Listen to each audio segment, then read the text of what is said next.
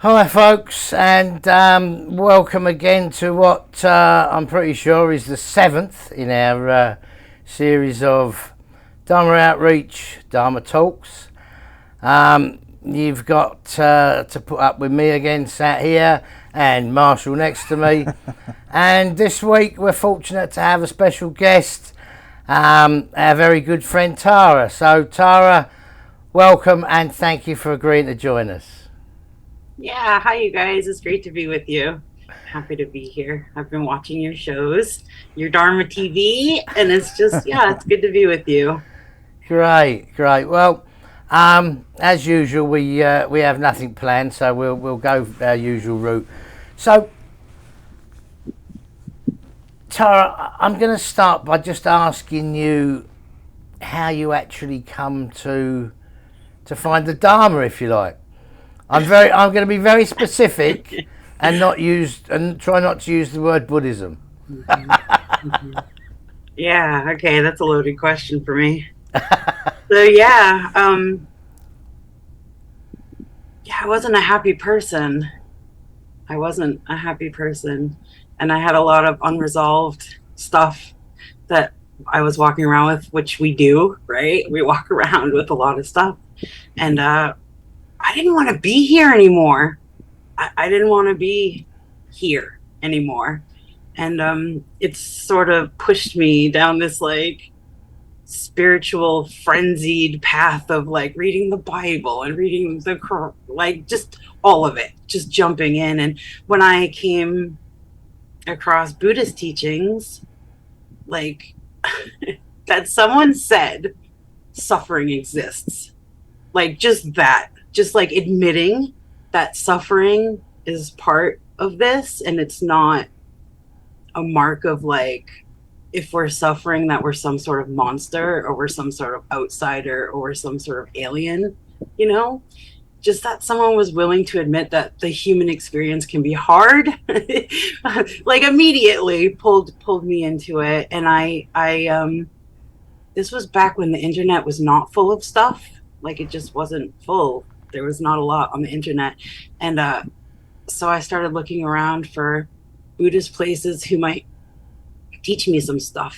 And I came across this little meditation center with a long history. And it was like in the next town over. And I'd been a professional cook, a restaurateur, and they needed a cook. Um, and I thought the best way to learn was to just jump in. And I literally like jumped ship from the life I had built to go here and work here and live in this community.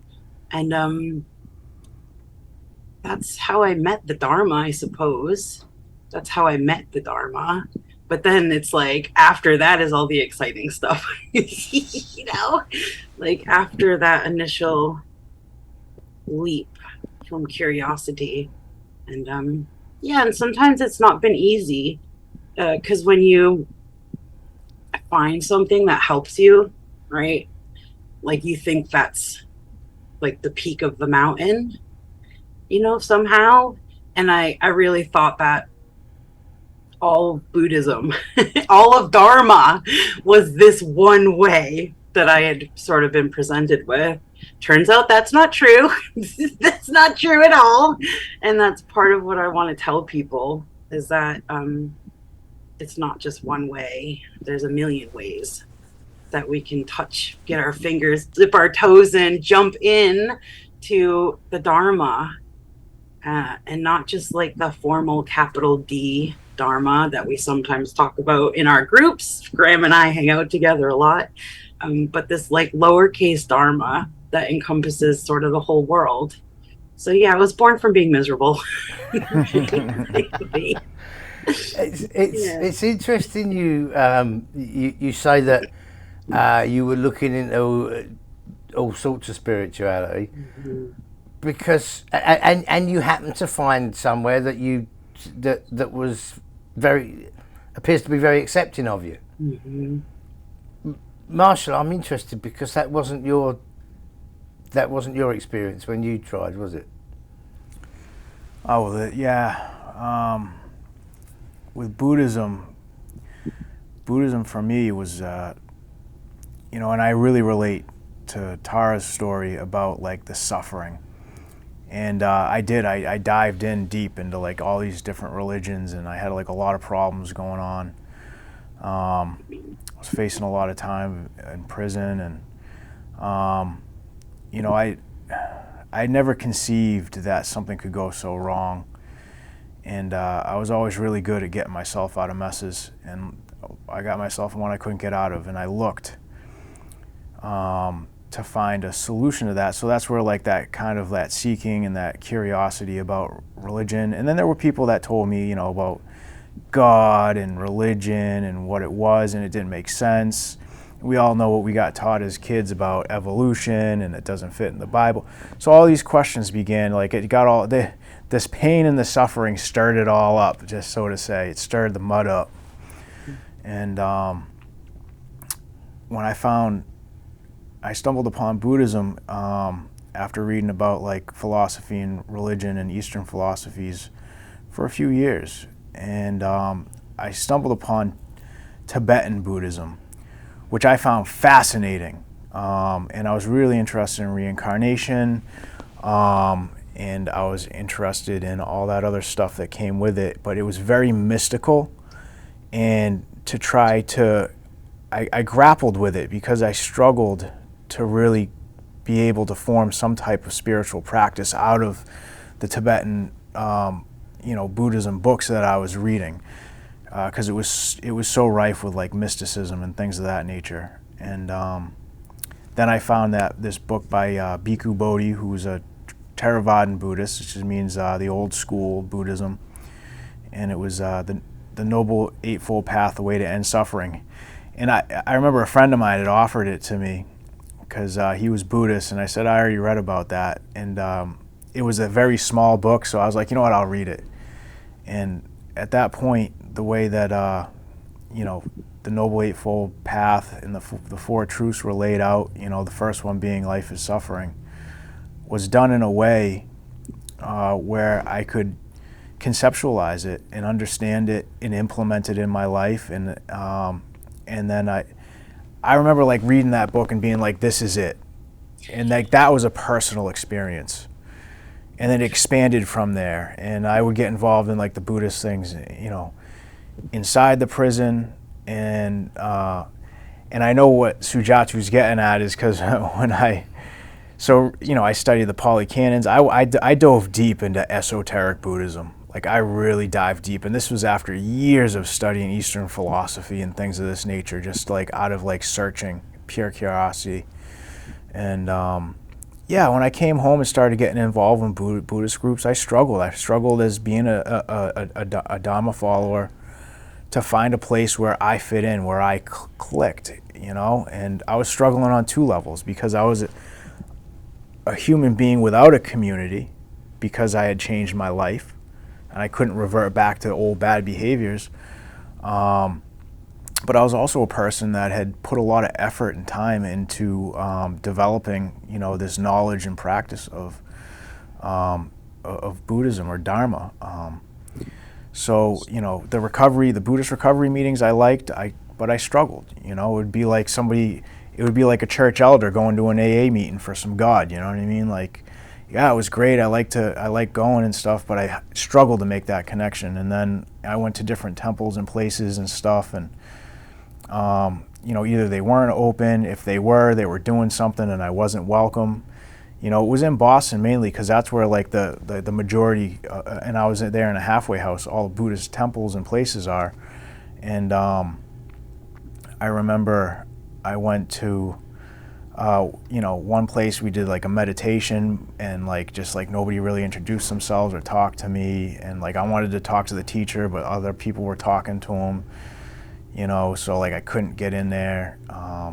One was having a silent retreat. I walked in, and then they told me I had to leave because it was a silent retreat. They handed me some pamphlets even after I was like, yo, I just rode my bike here, you know what I mean? Like, that's all I had for transportation. One of them I went out, and it was Upton. It was I believe it was a Vipassana Insight Meditation Center, Theravadan, and the monk spoke broken English. I could grasp what he was trying to explain. I'm sure a lot of other people couldn't. When I went to shake his hand, he pulled his hand away from me. It was an uncomfortable experience for someone like me because I'm a person that really likes to connect with people. I'm not really good at putting on a show or an act. And that was my introduction to Western Buddhism and society. So I became a lone wolf and just started working on myself and developing my life because I had to start from scratch. I started from the bottom. Now I'm here. Thanks, Marshall. I didn't mean to put you on the spot. I just was trying to show the difference. I want to stay there. Can we stay here for a minute? Right? Sure. This is your 5 minutes of fame. So, we might even give you 10. Marshall, I relate so much. That's one of the things that drove me to want to be a meditation teacher. Or I thought about, do I want to be a Dharma teacher? Because there's a difference, right, in the stories that are told. Or meditation teacher. It wasn't easy. I basically strong-armed my way. And I charmed my way into this job. And I'm forever grateful for the boss that I had at the time who gave me like a chance. Because back then you didn't get hired unless you had a wealth of Dharma experience. And I had absolutely none. I basically just put my heart on this application that at the time, it's no longer like this. Things are changing. I'm grateful for that. But at the time, you had to have 3 spiritual references to even be considered for this. I had 0 spiritual references. And so I charmed my way in by being honest, and I just happened to connect with this boss who was working there at the time, and I'm still in this place. I love this place a lot, but we have this joke. I get myself in trouble because I say I don't know how to. There's no filter, and we have these little quiet jokes that we tell in our tradition, this American Buddhism. We call it the upper middle way instead of the middle way, but that's a joke, and it's whispered, and we're not supposed to say it out loud, right? And I didn't know any better coming from the working class. For years, it's not the teachers, it's not the teachings, but it was like the practitioners around me who had world travel and double master's degrees and like all this Harvard intellectualism type of Buddhism that's the flavor. That's our flavor, right? I wasn't treated nicely, but I didn't know why. I thought there was something wrong with me. Like I thought there was something wrong with me that made people treat me kind of weird. And it took me over a decade to realize, oh no, that's classism. It's classism. That's what it is. And oftentimes, some of my coworkers and stuff, they would present like a classist action, like a classist sort of dynamic, as their Buddhist practice. That happened, and it took me a real long time to figure out, like, oh, actually, there's nothing wrong with me. There's just different class languages, and I don't quite fit into this one, and maybe people didn't know what to do with me. I'm not part of class language, which I'm really interested in. Graham knows this. The sort of upper class language is like, I'm okay. Like it's a stoicism that sort of says I'm okay all the time. And I'm like a 5-year-old kind of. I get excited and I cry, and like I'm not very stoic, right? And yeah, there were some times I wasn't treated nicely, but I didn't even know how to name it. And that's one of the things that drove me to be a meditation teacher. That's how I met Graham, like all of this sort of, and I think this is important to name and to talk about, because we don't have to believe those stories, but we're not going to, like, for me, it took me so long to figure it out. Like, I just want to tell people, like, you don't have to be afraid to this is for you too, like this stuff is for everyone. It's not just for a certain like pay level or whatever, and so I want to say this because this is related.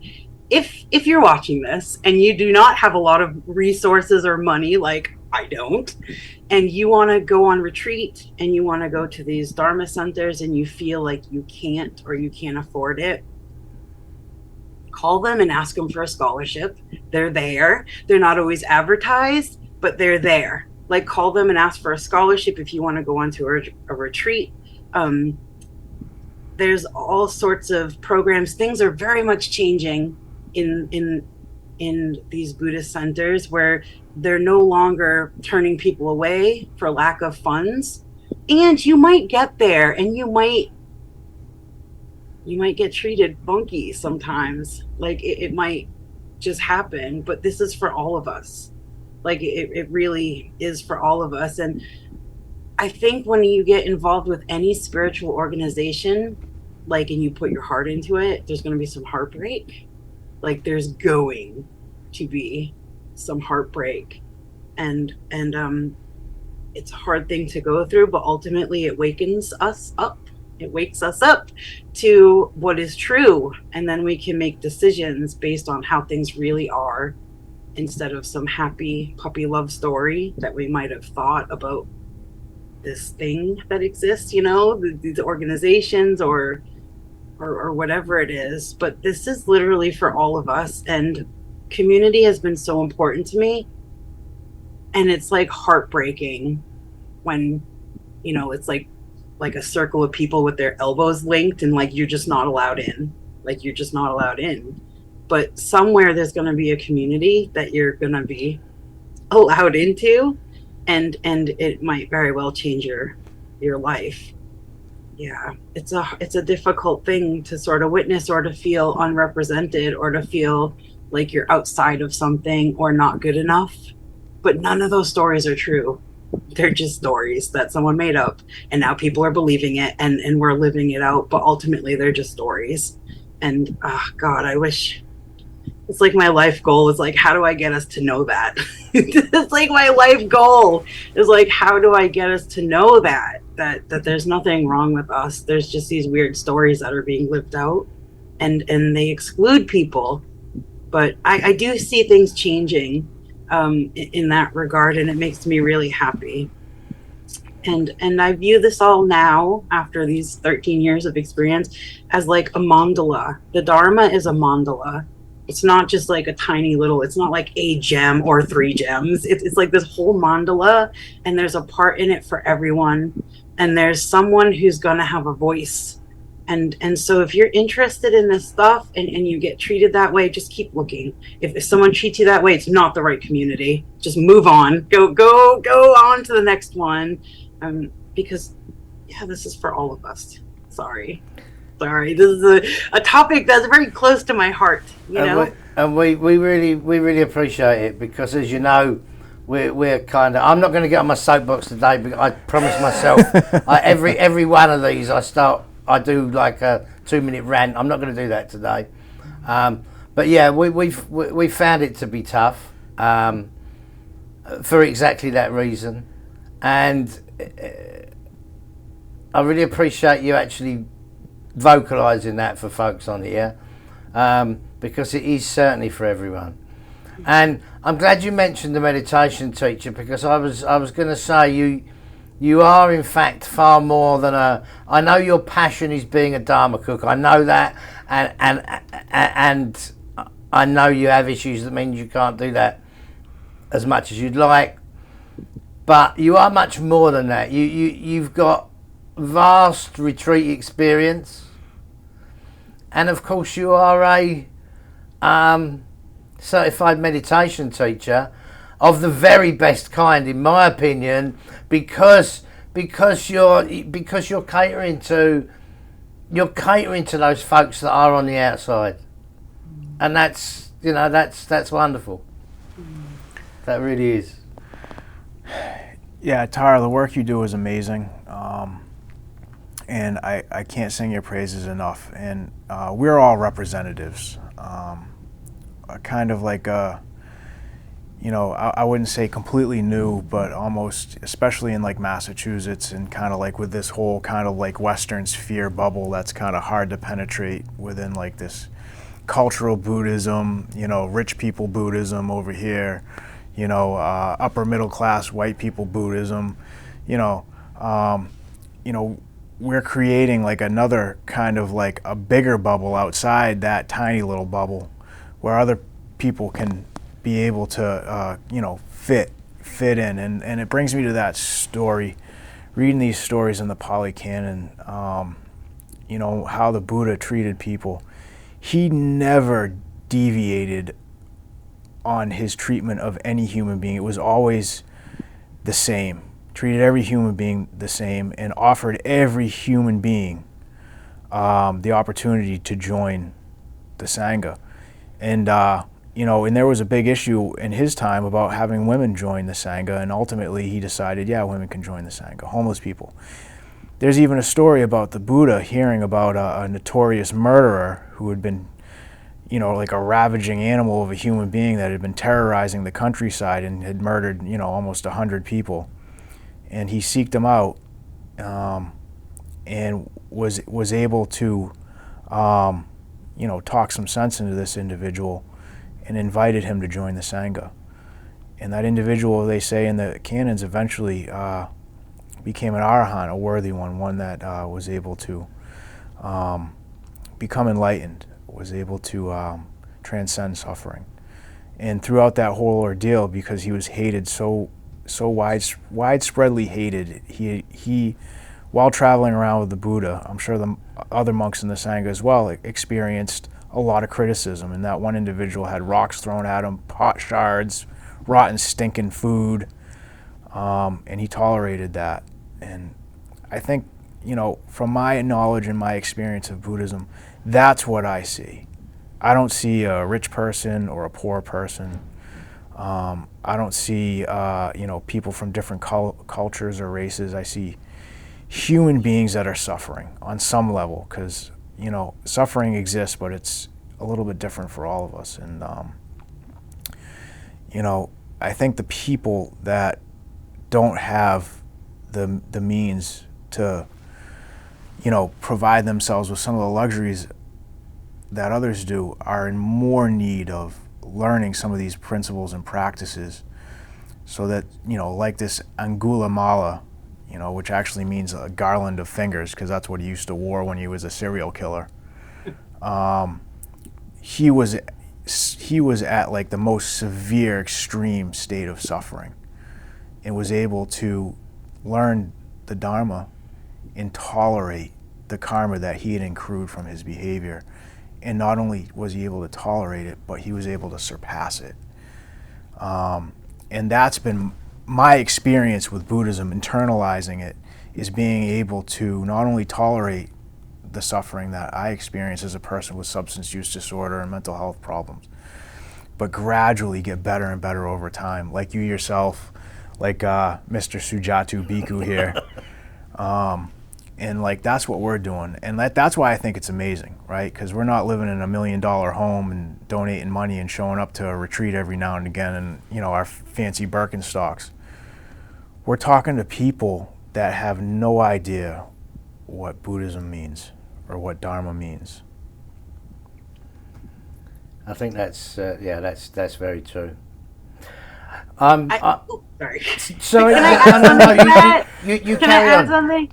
Yeah, I carry just want to add that after, I grew up working class. It's a rough place to live for everyone who's involved in it.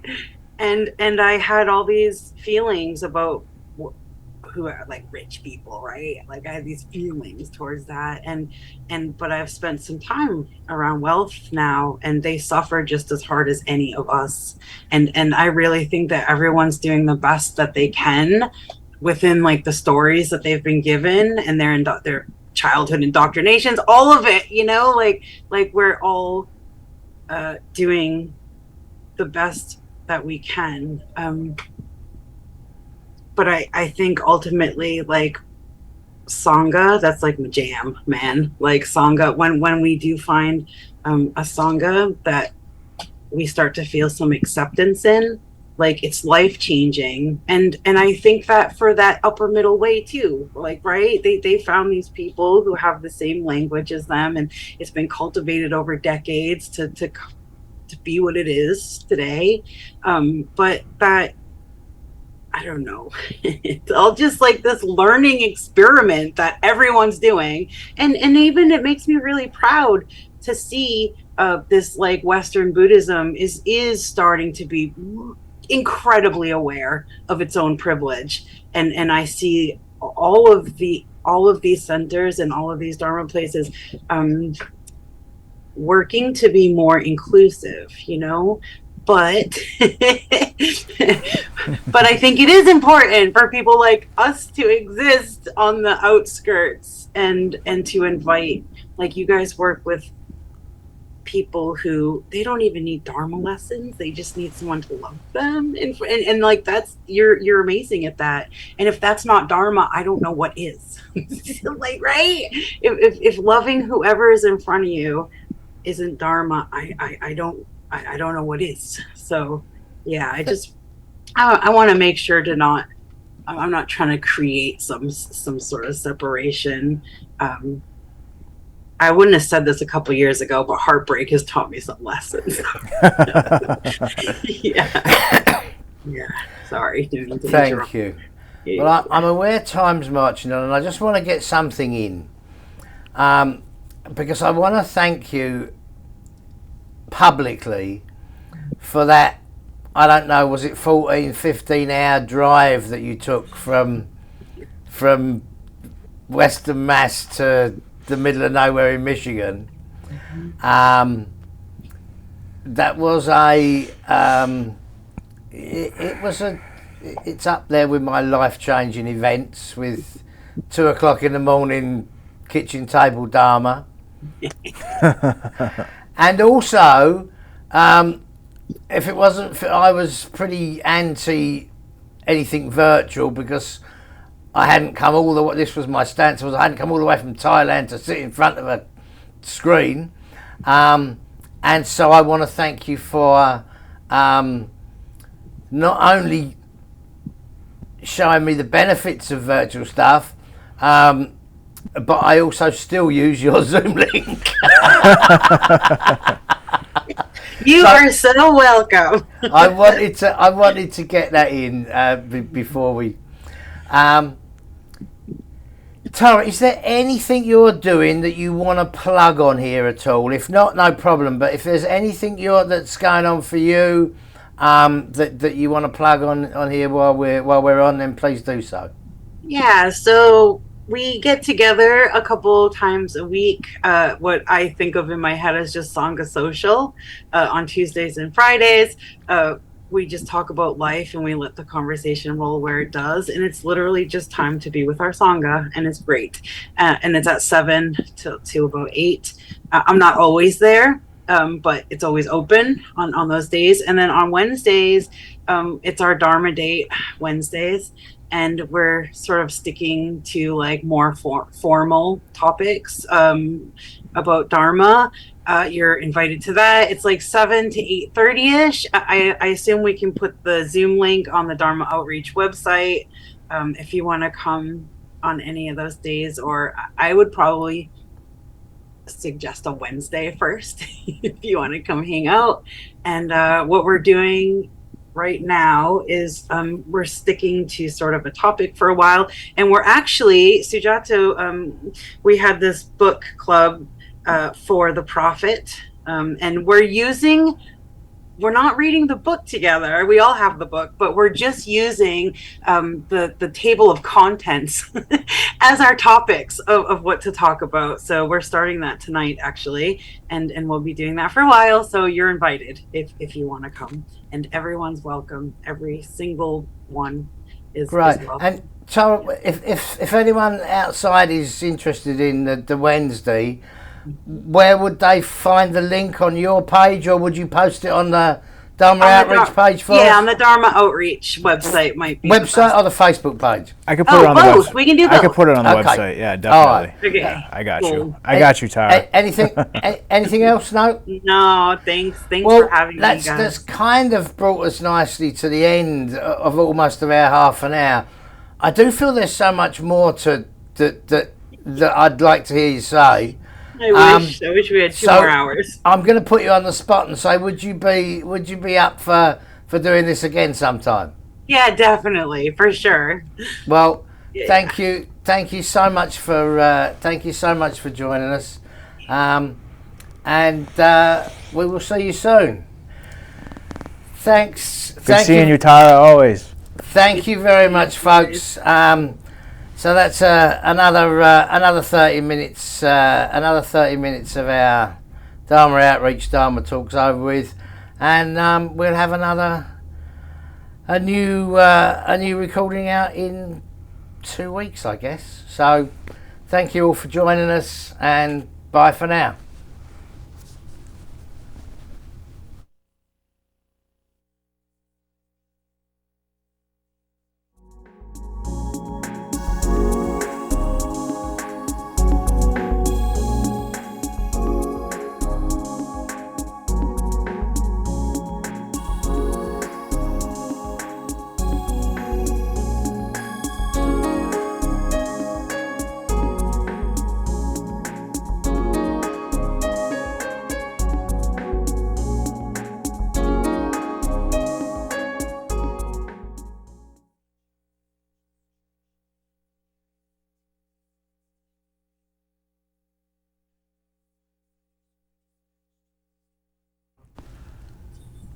Can you hear us? Yep. All right, I'm like, cool. All okay, right, you're how back.